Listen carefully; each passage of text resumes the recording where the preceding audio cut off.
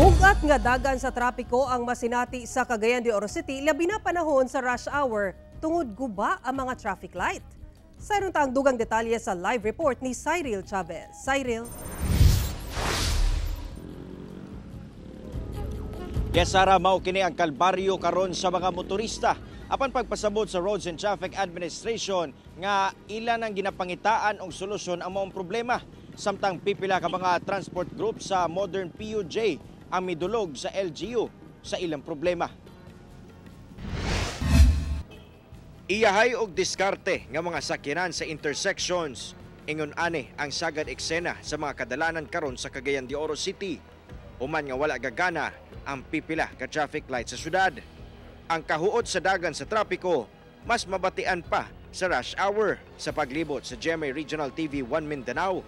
Tataw gyud ang mga traffic light nga wala nagaandar. Ang maong problema nakaabot na sa buhatan sa Roads and Traffic Administration. Kapaningkamot po ang buhatan sa RTA, labi na sa mga areas nga na ay need og maintenance sa atong traffic light. So atong ipaningkamutan pod nga mabutangan og mga personnel nato ma-assign dito para at least ma-address po nato ning concern nato. Sayod ang buhatan nga dili igo ang ilang mga personahe nga magbantay sa intersections sanglit kulang sab kini. Labi na kay Beermans na, so ato na lang yung sabton, ato na lang yung sayuhan ng ato ang mga lakaw kung gani need ta mo lakaw gyud. Samtang pipila ka mga driver ug operator nga miyembro sa transport groups ang midangop sa Cagayan de Oro City Hall. Sa panagtapok uban ng RTA, RCB ug LTFRB, din hinahisgutan ang kalisod sa transport groups sa mga bagong ruta nga ilang ginaagian subay sa pagpatuman sa Local Public Transport Plan. Minus kuno ang kita sa mga Modern PUJ sa mga bagong ruta nga ilang ginaagian. Example, anay previous nga gasubay like motorela, tricycad nato nya di man pud nato gusto no nga mawadag panginabuhi ni atong mga kaigsuonan.